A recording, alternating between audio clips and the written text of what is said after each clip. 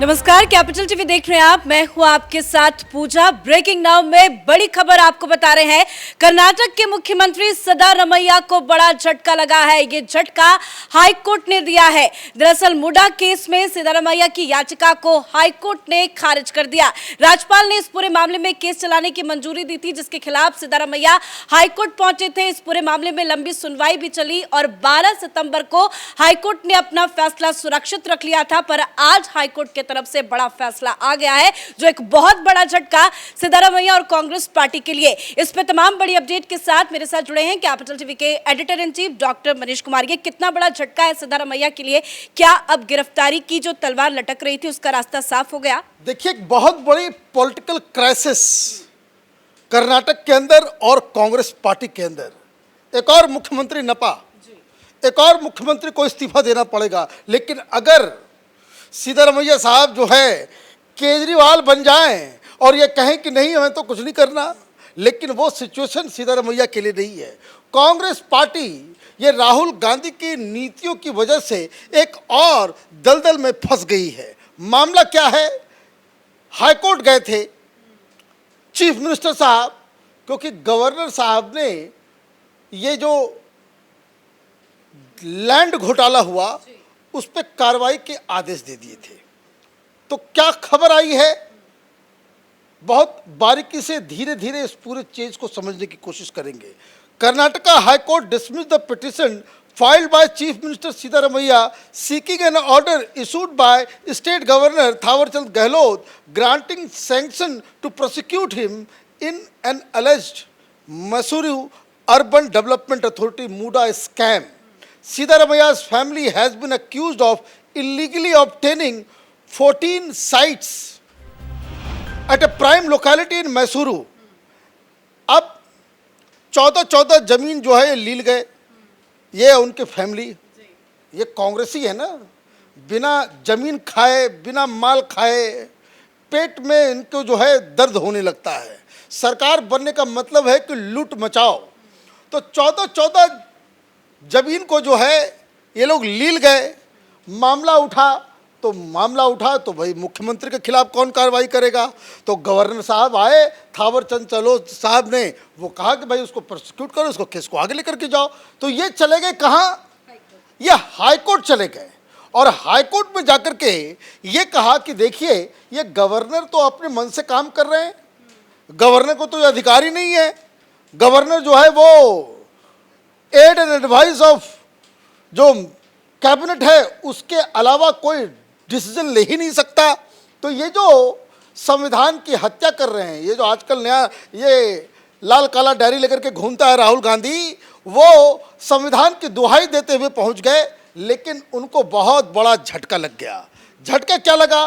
Court ने कहा the governor under normal circumstances has to act on the aid and advice of the council of minister as under Article 163 of the Constitution, but can take independent decision if exceptional circumstances arise. Court ने कहा आपकी बात सही है कि council of minister के add and advice पे governor काम करेगा, लेकिन अगर कोई एक्स्ट्रा ऑर्डिनरी सिचुएशन पैदा हो जाए तो गवर्नर को आप रोक नहीं सकते। आगे क्या बताया जजमेंट में? The present case projects one such exception, कि ये एक्सेप्शनल एक्स्ट्रा ऑर्डिनरी मामला है और इसलिए ये केस जो है वो फिट है। No fault can be found with governor exercising independent discretion to pass the impugned order. और इसलिए ये जो मामला है कोर्ट की नज़रों में जज साहब ने अपने ऑर्डर में कहा कि ये एक्स्ट्रा ऑर्डिनरी सिचुएशन है और इसलिए जो गवर्नर साहब ने जो एक्शन लिया है उसके ऊपर सवाल नहीं उठाया जा सकता। क्यों नहीं उठाया जा सकता? The fact narrated in the petition would undoubtedly require investigation. आप जो केस बता रहे हो कि ये मामला हुआ है तो उसमें तो इन्वेस्टिगेशन चाहिए ही चाहिए। In the teeth of the fact that the beneficiary of all the acts is not anybody outside but the family of the petitioner।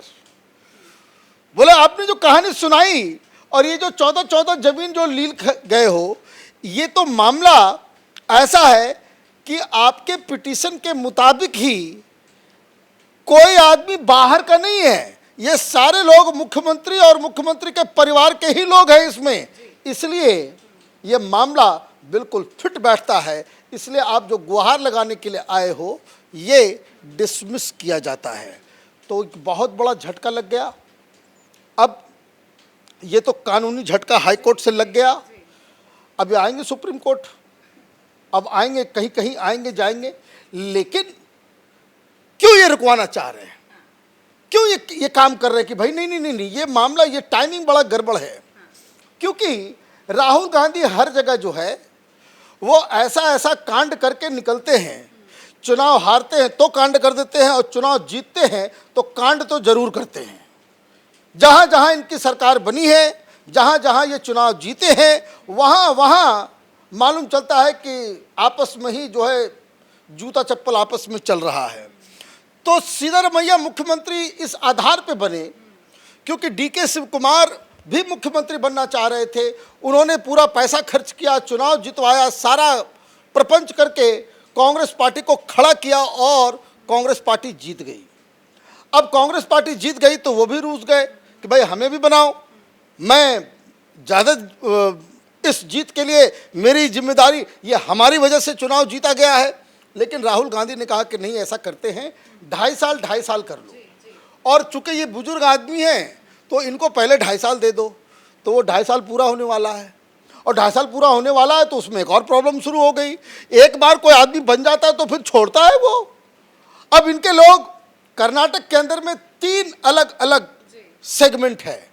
एक चूंकि आते हैं भाई साहब कांग्रेस पार्टी के अध्यक्ष मल्लिकार्जुन खड़गे, उनका एक अलग ग्रुप चल रहा है।